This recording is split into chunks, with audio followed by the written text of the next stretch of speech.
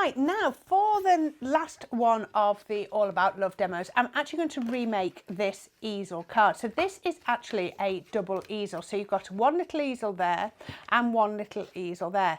And it really isn't as complicated as it sounds to make a double easel card. You could make a triple easel, as many easels as you want. Now I do know Mary Watts messaged me and asked me if I would show at some point how to make a double easel. So hopefully Mary watches this and she will get to see how it's done. So we're going to focus on the tool square die. Now again, we're using the split unity die, but I'm going to use it as a complete die this time. So what I've done is I've folded my cardstock. So this is the cardstock from the card collection, and I've folded it over and I have cut the die like that. But can you see again, over the top of the fold so that it doesn't, so it makes a card base. So that could be an easel card, a 10-fold card, but we're going to have it as an easel card. So all I've done, folded it over just so that, look, can you see how those bits match? But I've done it so that the pink is on the inside, and that was a very deliberate choice. So that means that when we put the easel on, and I've cut another one out from there, we now have our pink card on the front and on the inside. Sometimes you just got to think about where you want it to be folded so that you get the colour. Because if I'd have done it the other way, can you see I'd have had white? Because you normally would fold with the colour on the outside, but sometimes just think it through, and just by swapping it round, you get a completely different look, and it really does look nice to have it on the inside. So it means it's like one less matten layer you need to do. So I think I'm all for that. So just as we do with an easel card, we've put the front on. So whether it's a double easel card, a triple easel card, it's all done in exactly the same way. Let me get rid of these out of the way.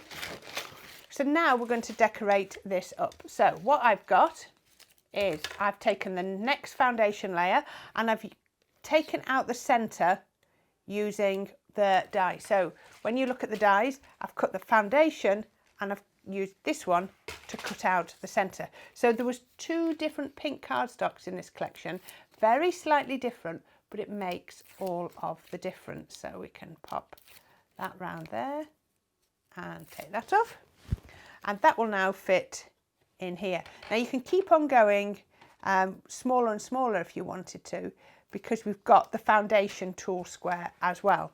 So what I've then done is I've then cut the detail, but I've used a smaller aperture. So I've used this one here that doesn't have a cutting blade on the outside, it only has a cutting blade on the inside to give me that. So what I'm doing now is I'm going through to the darker pink on the back. So I'm not seeing the pale pink in the middle. You could have done it, if I'd have cut it the other way with that one on the white and this one on the pink, I'd have had a frame on the inside, but I wanted it this way round to give me a nice deep aperture. So we can then just pick some nice places to put our glue. There we go, all the way around there. And that's going to go on to my card base. There we go. And can you see we've now got a nice deep aperture through that centre. And through that centre what we've got is I've got lovely piece of pattern paper and that lovely little detail one as well. So let's pop those out and then we can glue them in. So no different to just doing a regular easel card at this point. So there we are. That one's going on there. And then the detail through here. I'm not going to decorate it till I put my next easel on, but we're just going to do all the building to begin with. Oops, there we go. And that's going through there. So we've got different heights, different colours and everything. So you can really see how the paler pink really picks up. So that's going to look beautiful like that. So that is going to be my easel. Remember, you could have done this as a twisted easel if you wanted. So how do I do the second easel? And that's really simple. All I've done, oh bang, knocking everything over. Oh, I haven't got them there. So what I've done is I've used the tool square foundation dies and I've cut one of the smaller ones out. It's actually that shape, look. I've cut that one and I've just cut it out as a little card blank. What I've actually done is I've trimmed a piece of it away and folded it in half, give me a stepper card. Now normally if it was a stepper card, I would have it with this bit sticking out. Now I don't want that bit sticking out this time. What I want is I want it to be slightly different. So I'm going to just put bits of glue on here. And I'm going to pop this one onto there. So effectively what I've done is that's going to glue down. Oops, that's moved. So I've done an easel card without a base. You see there's nothing sticking out at the front. Now if I was doing a triple easel, I could have had that base stick out because I could have put the next one onto it. So it's just like an easel card with a tiny little base. So that means that I can then pop that on to my card base, and what it actually does is that becomes the stopper for the top layer. So it's really clever. You just need to think about it. So it's just like, just keep going and going with your easel cards. So you make each easel card in exactly the same way. So I work out where I want my easel to stop, and then I put my stopper on, and that's going there. So I then will need a stopper for that. So can you see that is now very firm. So all I'm going to use as a stopper for that is a flower. And let's put some foliage in as well. Oh, where's my glue gun gone? I haven't turned that on. Let's get that warming back up. So we'll do this with wet glue. So that's going to go just there. And then I've got my foliage just there. And that's going to go just on there and just on there. There we go. So we've now created a flower for the stopper. Oops. But don't try and use it as a stopper till your glue is dry. There we go. Let's pop that back on. So what I've then done is, because I've used my foundation dies just there, I've then cut out some smaller ones, one with the sentiment on and one with the same paper as there, and those can then go on top. That's going to go just there. So then we just build up our mats and layers just like we always would. So this is why it is so useful to have those foundation dies, because it means you can then embellish your card with the appropriate shaped mats and layers. So once I've done that, I then need some smaller flowers to go on here. So I've got a beautiful flower already rolled. I've got a couple more here, but just like we did on the last project, I've got some cut out of my charisma. So this is a double-sided by gluing them together, and all I'm going to do is shape them like this. So let me just see, this one is the prairie rose. This one makes a much smaller flower than the English daisy. So we can pop that, just a bit of shaping all on the back. And oh, that's the front, there's the back. And there and there. So turn it over just like we did before. You see this way these curve lovely. You can always go in with your pokey tool and curve them even more if you want to. So once you've got those like that, you can then just shape them even more if that's what you wanted to do. I've just flattened that. There we go. There we are. So just like we did before, I'm going to go in now, get these the right way around. A little bit of hot glue, stagger them, and that's going to go one.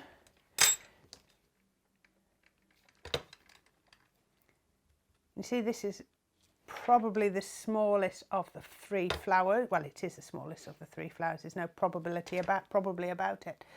2 and 3.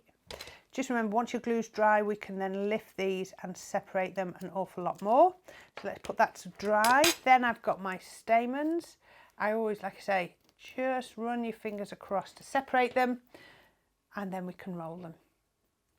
Remember, if you've done it single-sided, think about what you're going to do with the stamens when they're finished. If you're going to splay them, then you need the colour on the inside. Just for speed, let's use a little bit of the hot glue. And then, can you see how tiny amount of glue we use? You really want to keep it to a minimum when you're making any flowers. So take that, slide it off my tweezers, which I can do because they're not glued in the middle, and then poke that in there, and I'm just going to press, just press, press, press. Oops, stuck to me. And then we can just open it a little bit, just splay it out. You don't have to splay it too much, because then what you can do is lift the edges up. Just lift up the edges to shape and bring up the petals. Just keep shaping until you've got it exactly how you want. So I've got one here. Actually, I've not splayed the petals in there. There we go. And I've got my leaves as well. So with my leaves, all I do with my leaves is I tend just to go down the centre with my poker tool, fold it, come on the back, and just go like that. And that gives me all the dimension that I need. So with this one, it's got a few little score lines in, so I can follow that and then just score around like that. It looks so much nicer than putting on a totally flat leaf. Flat leaf isn't very imaginative. Oh, wrong card. Bring back my card, and then I can have a look at this. I'll turn this round once I've stood it up. There we go. So now I can work out where I want my flowers. So do I want this large one on? We can put this one on, I think. Let's put the large one on just there. A little bit of hot glue. Pop that there, press, and I'm going to put these ones again that I've cut out of regular cardstock. I do like these. I can see these ones being used an awful lot. Pop that in, and then we can just go around with some smaller flowers, and then we'll put some leaves on in a minute too. Now I can't really get another one in there, so I think I might leave it at that. Let's just pop a couple of leaves in. Aren't the colours pretty? So delicate. Now I've just put enjoy your day. Maybe that's a wedding, maybe it's a birthday, maybe it's an anniversary. It's entirely up to you. But I can see, can you imagine this as a wedding invitation? Can you imagine this as a christening card? There are so many different ways that you can use this. So you've got your double easel, which still flat folds down nice and flat for postage, well, relatively flat with 3D flowers on, but then looks absolutely gorgeous. Whoops, let's tuck that one behind there when you put it all together.